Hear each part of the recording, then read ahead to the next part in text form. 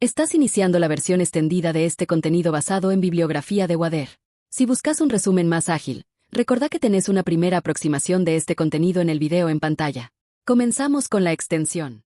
Bueno, a ver, normalmente cuando se habla de hacer un diagnóstico, existe esta expectativa de precisión absoluta.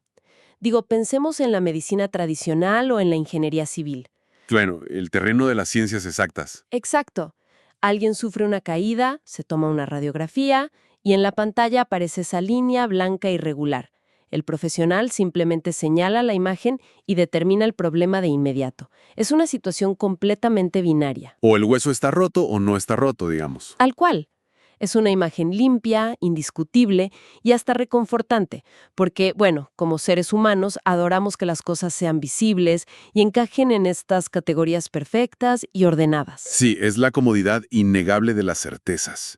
Esa necesidad de buscar confort en disciplinas donde las variables pueden ser aisladas en un laboratorio y observadas bajo un microscopio sin que nada externo interfiera. Hacia el mundo de las estructuras sociales y el comportamiento organizacional, y de repente esa máquina de rayos X deja de funcionar por completo. Totalmente. La nitidez desaparece y el panorama diagnóstico se vuelve inmensamente complejo, casi caótico, o sea, muy difícil de leer.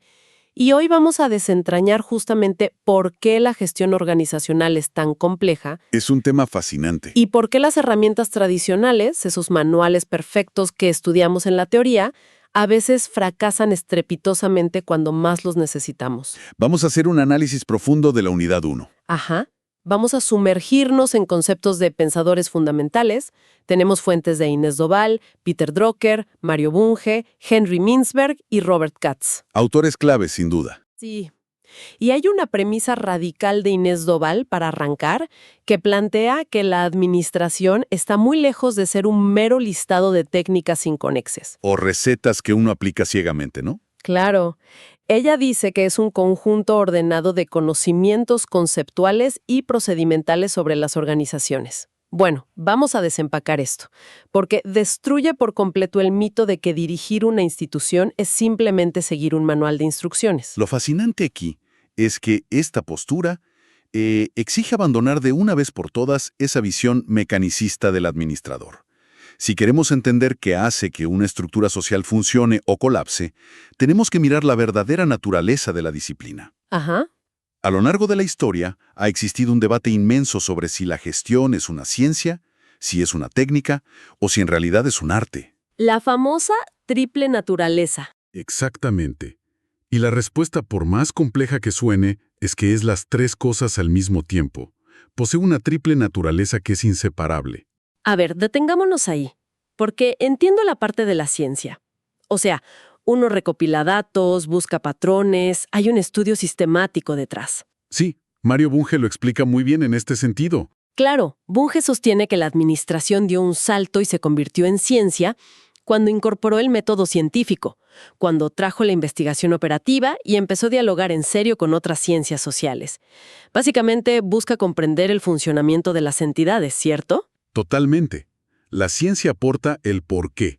Formula leyes y teorías que nos explican el comportamiento organizacional.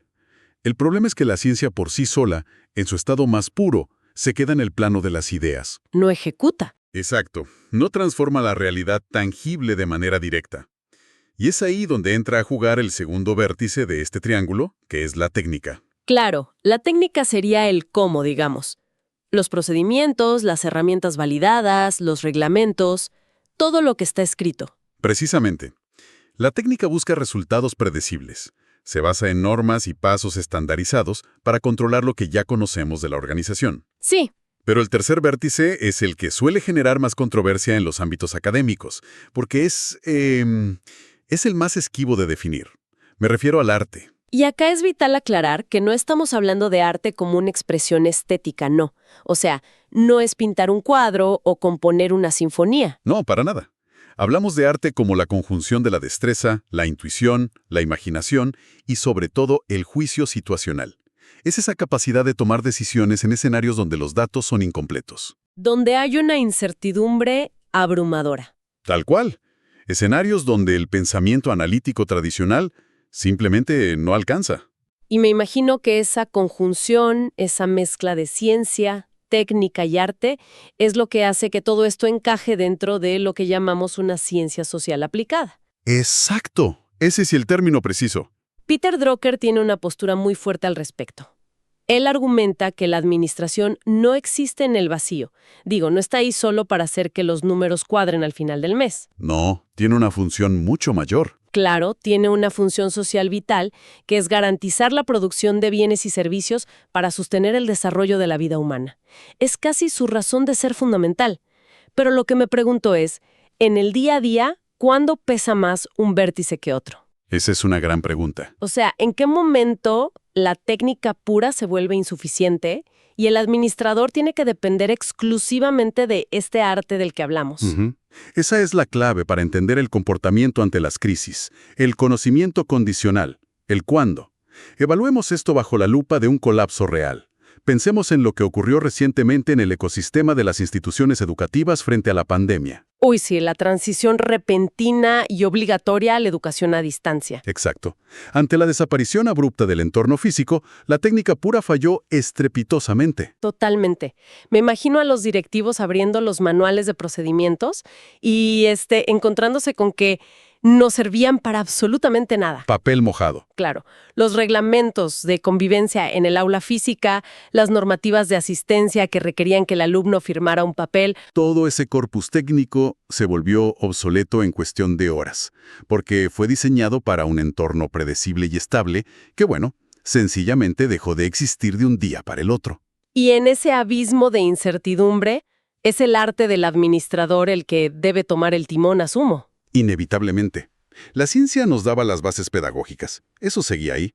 La técnica nos daba las plataformas digitales, los programas de videollamadas. Pero se requería arte para leer la situación humana. Claro, la empatía. Sí, requirió intuición para percibir el agotamiento extremo del cuerpo docente a través de una pantalla. Requirió creatividad para improvisar soluciones cuando los presupuestos no alcanzaban para licencias de software de toda la escuela. Sí, sí. Y sobre todo requirió un liderazgo inmensamente empático para contener la ansiedad de toda una comunidad. El arte es lo que salva esa función social ineludible que mencionaba Drucker, que en este caso es el acto de educar. Es una analogía brutal. O sea, un plan de estudios perfectamente diseñado es la técnica. La pedagogía fundamentada y la psicología evolutiva detrás de ese plan es la ciencia. Ajá. Pero lograr leer el desánimo generalizado en un aula virtual un martes por la mañana y tener la valentía de cambiar completamente la estrategia didáctica en esa fracción de segundo para no perder a los alumnos. Ese es el arte, en su máxima expresión. Ahora, todo esto suena muy heroico. Pero supongo que una organización no puede depender todos los días de inspiraciones heroicas y crisis existenciales. Digo, para que esta ciencia social aplicada opere empíricamente tiene que haber algún mecanismo. Sí, claro. No se puede vivir en modo crisis. El motor que transforma esta teoría en acción se conoce universalmente como el proceso administrativo. El famoso ciclo PODC. Exacto. Estructurado en planificación, organización, dirección y control. Es la columna vertebral metodológica de cualquier esfuerzo colectivo. A ver, entiendo la lógica secuencial de esto. Alguien tiene que decir hacia dónde vamos, qué metas tenemos, que sería la planificación. Así es. Luego está la organización, que es armar la estructura y decir, bueno, tú te encargas de esto y tú de aquello. Asignación de roles. Después la dirección, que es liderar, comunicar y motivar a las personas para que efectivamente lo hagan. Y resolver conflictos en el camino. Sí. Y finalmente el control, para medir y revisar si logramos lo que habíamos planificado en un principio, ¿no? Pero voy a ser abogada del diablo un momento acá. A ver. ¿No resulta este ciclo PODC, con sus fases tan delimitadas y ese control estricto al final, un marco demasiado rígido? Digo, pensemos en universidades o colegios, que son sistemas sociales vivos, muy dinámicos, a veces sumamente caóticos. ¿Un ciclo tan estructurado no asfixia la capacidad de adaptación? Es una crítica muy común. Y te diría que es completamente válida si uno interpreta el ciclo de manera mecánica o lineal. El error letal es concebir este proceso como una línea de ensamblaje industrial. Donde una fase termina, empieza la otra y listo. Exacto, donde al final simplemente empacamos el producto y nos olvidamos. La refutación a esa rigidez reside en dos aspectos fundamentales. Primero, la naturaleza adaptativa de la fase de dirección. Y segundo, el hecho de que esto no es una línea recta, es una espiral iterativa. Una espiral iterativa. A ver, expliquemos eso con un caso real. ¿Cuáles son las consecuencias, el qué pasa, cuando el proceso deja de ser un ciclo y se convierte en una simple línea recta burocrática? Bueno, es la receta perfecta para la mediocridad institucional. Tomemos como objeto de análisis a una universidad. Imaginemos la fase de control. Ajá. Si el control se limita a que los profesores entreguen las planillas de calificaciones al final del semestre académico y la administración simplemente las registra para emitir boletines, se está midiendo un resultado final y nada más. Es un proceso lineal que muere ahí. Se cumplió el trámite burocrático. Claro, el control se vuelve una autopsia. Te dice de qué murió el paciente, pero ya no puedes hacer nada para salvarlo. Me encanta esa imagen. Una autopsia institucional. Exactamente. Para que el ciclo PDCA funcione como un motor evolutivo, esos datos de éxito o fracaso masivo en una materia específica deben retroalimentar inmediatamente la fase de planificación del ciclo siguiente. Claro, si no, no sirve de nada el dato. Si el 70% de los alumnos reprueba, la fase de dirección tiene que intervenir en ese momento para manejar la frustración y la entropía de los docentes y alumnos. Sí. Y la fase de planificación debe tomar ese dato para rediseñar los planes de estudio, ajustar la carga horaria o capacitar a los docentes. Cuando el control se asume como un punto final en lugar de un nuevo comienzo, el sistema colapsa hacia la burocracia inerte. Tiene muchísimo sentido. O sea, el control no es para castigar, es para generar la información que alimenta la siguiente planificación. Totalmente. Pero a ver, si este ciclo de planificar, organizar, dirigir y controlar está girando constantemente, produciendo datos, requiriendo decisiones y ajustes diarios, el volumen de complejidad debe ser abrumador. Es inmenso. Una sola persona o un solo grupo de personas no puede manejar ese nivel de entropía en una institución grande. ¿Cómo evita una organización colapsar bajo su propio peso de decisiones? A través de la fragmentación de la complejidad. Es absolutamente imperativo dividir la estructura organizacional en estratos o niveles jerárquicos para manejar distintos grados de incertidumbre. Los famosos 3 niveles. Exacto. La literatura clásica distingue 3 niveles fundamentales. En la cima absoluta tenemos el nivel estratégico, o la alta dirección. Ajá. Su mundo está enfocado en el largo plazo, en mirar hacia afuera. Manejan decisiones no programadas y niveles altísimos de incertidumbre. En el extremo opuesto, allá en la base, opera el nivel operativo. Los que hacen el trabajo de campo. Tal cual. Su horizonte es el corto plazo, el día a día. Se enfrentan a decisiones programadas, tareas cotidianas, y su trabajo es la ejecución directa del servicio. Pero nos falta la pieza del medio, la que une esos dos mundos. Porque si la alta dirección está mirando a 5 años hacia el futuro y el nivel operativo está preocupado por la tarea de esta tarde, están habitando planetas distintos. Alguien tiene que traducir esa visión abstracta en realidades cotidianas. Y ese traductor indispensable es el nivel táctico, la gerencia media. Desde la perspectiva del flujo de información, te diría que es el estrato más complejo de toda la organización. ¿Por qué? Porque su función primordial es servir de nexo inquebrantable. Toman las directrices abstractas del nivel estratégico y las transforman en planes concretos a mediano plazo, para que el nivel operativo sepa exactamente qué hacer y cómo hacerlo. Coordina áreas. Y aquí es donde se pone realmente interesante la cosa, porque creo que el nivel táctico es el que menos reconocimiento recibe, pero bajo ciertas condiciones. Cuando fracasa como nexo, las consecuencias son silenciosas y letales. Absolutamente letales. Pensemos en un decano o en un director de departamento académico, ¿no? Ellos personifican este nivel táctico.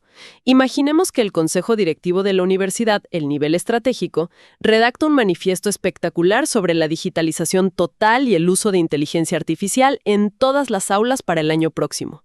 Es una visión audaz, pero completamente abstracta. Es un deseo más que un plan en ese punto. Presión de deseo. Y si el decano no tiene la capacidad de decodificar esa visión, la estrategia muere en ese momento. Porque el docente en el aula, el nivel operativo, está lidiando con corregir 100 exámenes y preparar la clase de mañana. No tiene tiempo de filosofar sobre IA. Claro, no puede detenerse a diseñar por su cuenta la estrategia tecnológica de la institución. Si el nivel táctico fracasa, no hay cronogramas de capacitación, no se compran las licencias de software, no se establecen nuevos criterios de evaluación. Se aísla la visión de la ejecución. Tal cual, el nivel estratégico redacta la constitución de la universidad, el nivel operativo corrige los exámenes, pero sin el decano actuando como traductor, la cúpula y la base hablan idiomas completamente distintos. Esa desconexión que describes ilustra perfectamente un problema gravísimo en la gestión organizacional, y es asumir que ascender en esta jerarquía, pasar de operativo a táctico o a estratégico, simplemente requiere más años de experiencia. Y no es así. No es una cuestión cuantitativa, es un salto cualitativo. Ocupar diferentes niveles exige competencias y comportamientos completamente distintos. Y acá es donde Robert Katz y Henry Mintzberg nos proporcionan unos marcos teóricos brillantes para entenderlo. A ver, Katz plantea que las habilidades de un administrador se dividen en 3 grandes grupos, ¿verdad? Técnicas, humanas y conceptuales. Exactamente. Las habilidades humanas, son transversales. Empatía, liderazgo, capacidad de motivar. Asumo que necesitas eso sin importar en qué nivel te encuentres. Exacto. Es el hilo conductor. La proporción de habilidad humana se mantiene alta y constante en todos los niveles, porque siempre estás tratando con personas. Pero las otras 2 varían drásticamente. A ver, ¿cómo es eso? Las habilidades técnicas, que son el dominio de herramientas, procedimientos y conocimientos específicos de un campo, son vitales en la base, en el nivel operativo. Quien está ejecutando el trabajo debe saber cómo hacerlo a la perfección.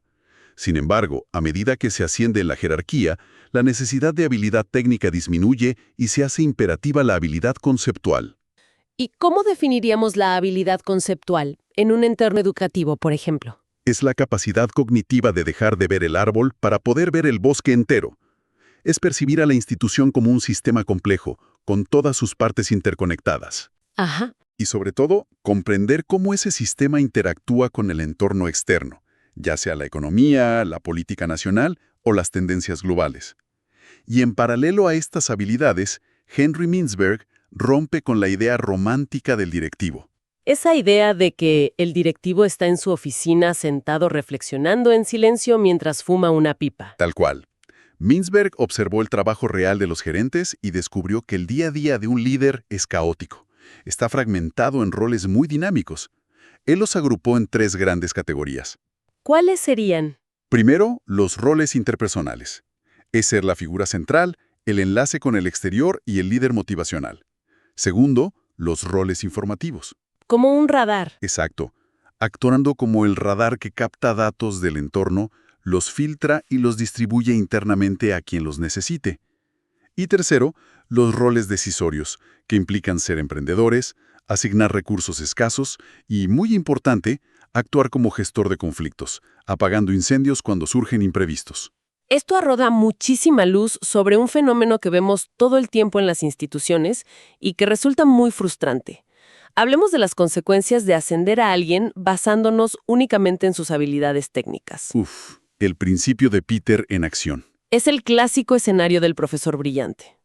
Tienes a un investigador de matemáticas que es excepcional, publica en las mejores revistas, domina su materia como nadie. O sea, su habilidad técnica está en el punto máximo posible. Sí, un perfil técnico perfecto. Y como recompensa a ese prestigio académico, la organización decide promoverlo al cargo de rector de la universidad, es decir, a la cúspide del nivel estratégico. Es un error de diseño organizacional muy frecuente y sumamente peligroso. Pero si este académico tan brillante nunca desarrolló sus habilidades conceptuales, va a ser incapaz de leer el ecosistema sociopolítico, ¿no? No sabrá anticipar cómo una nueva ley de educación afectará el financiamiento o cómo interpretar los cambios demográficos en la matrícula de los próximos 10 años. Exacto, no ve el bosque.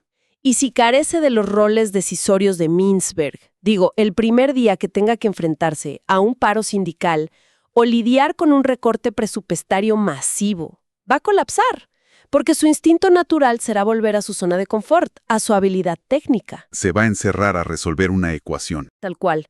Su genialidad previa se vuelve completamente inútil para la supervivencia de la institución.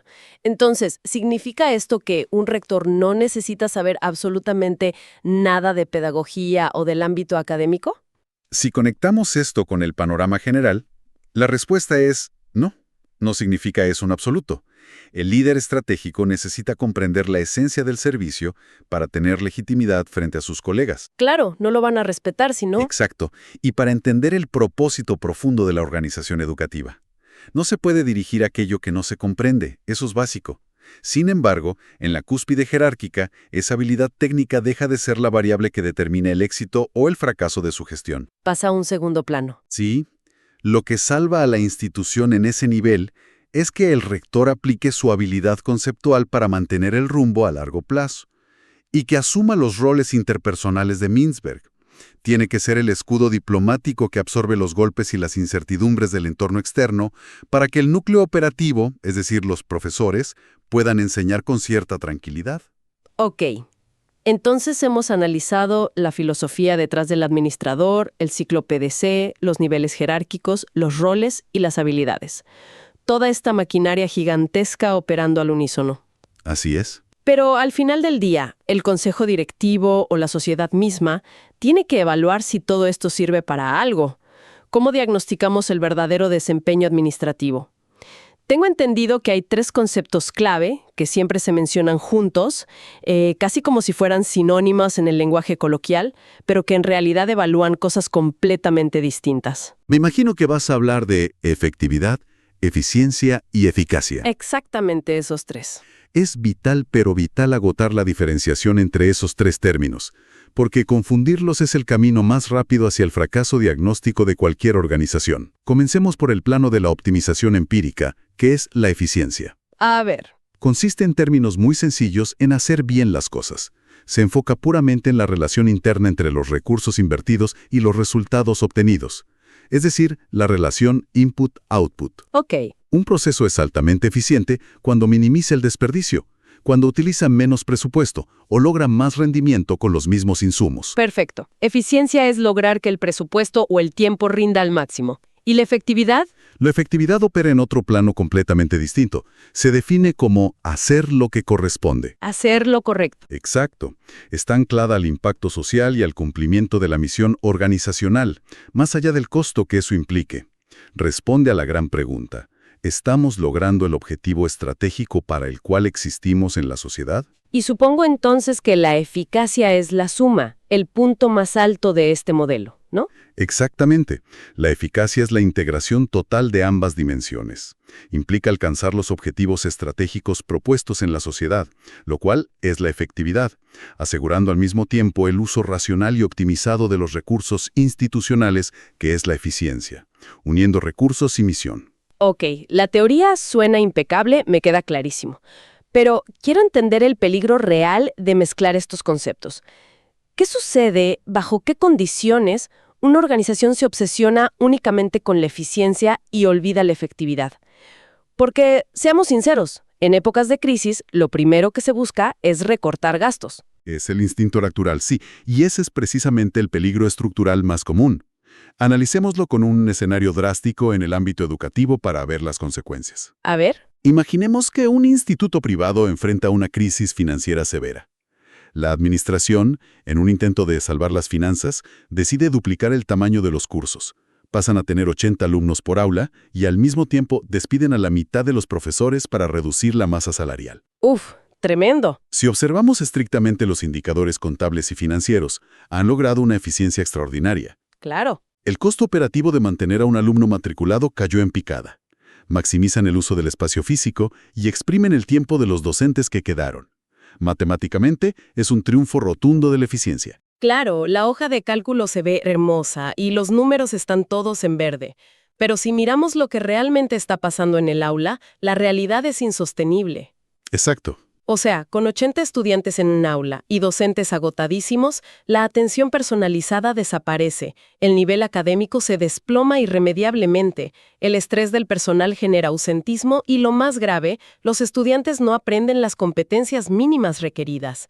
El instituto traiciona por completo su misión fundacional. ¿Qué era brindar una formación de calidad? Claro. Precisamente. Han sacrificado la efectividad en el altar de la eficiencia. Y al perder la efectividad, al no cumplir su misión, la institución se vuelve, lógicamente, ineficaz. Sin importar cuánto dinero hayan ahorrado, están fallando como organización social. Es lo que Peter Drucker resumió de manera magistral.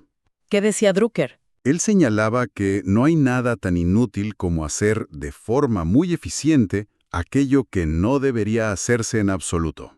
¡Wow! Es lapidario pero tan real. Entonces, ¿qué significa todo esto que hemos desempacado hoy? Que la gestión organizacional es un acto de equilibrio asombroso, ¿no? Sin lugar a dudas. Empezamos hablando de cómo los humanos buscamos diagnósticos limpios, cómo esa radiografía con una sola línea de fractura, fácil de leer y reparar. Pero lo que hemos descubierto hoy es que liderar una estructura social requiere navegar por matices grises constantemente. Es un arte complejo. Requiere entender cuándo soltar el manual técnico y aplicar el arte situacional. Requiere construir jerarquías que no asfixien el proceso PODC, sino que traduzcan visiones estratégicas en realidades tácticas y operativas. Y sobre todo, requiere perseguir la eficacia garantizando que cada recurso optimizado esté atado al cumplimiento inquebrantable de la misión social de la entidad. Es un resumen perfecto. Y recuperando esa profunda misión social de asegurar la continuidad de la vida y el desarrollo en nuestras instituciones, surge una reflexión que plantea un enorme desafío hacia adelante. A ver, te escucho. Si observamos la vertiginosa aceleración tecnológica del presente, donde herramientas como la inteligencia artificial ya están asumiendo de manera autónoma esos roles informativos de los que hablaba Mintzberg. Procesando datos a una velocidad que ningún humano podría, claro. Exacto, procesando volúmenes masivos de datos y garantizando una eficiencia métrica perfecta en todos los procesos de planificación y control. La pregunta es, ¿se convertirá el administrador del futuro en un profesional que ya no se preocupe por la técnica, sino que se dedique exclusivamente al territorio del arte? Es una gran pregunta. ¿Será la empatía pura, las habilidades humanas de Katz, esa capacidad de sostener a otro en la adversidad y la comprensión de la fragilidad de un equipo, el único recurso que resulte verdaderamente inadministrable por un algoritmo de eficiencia perfecta? Creo que es algo que cada uno de nosotros tiene que empezar a explorar. Bueno, queda planteada la interrogante. Nos dejas con muchísimo para pensar. Gracias por llegar hasta el final. Este esquema es parte de una estructura mayor. Podés encontrar el siguiente tema del curso en la pestaña de la lista de reproducción. Éxitos en el estudio.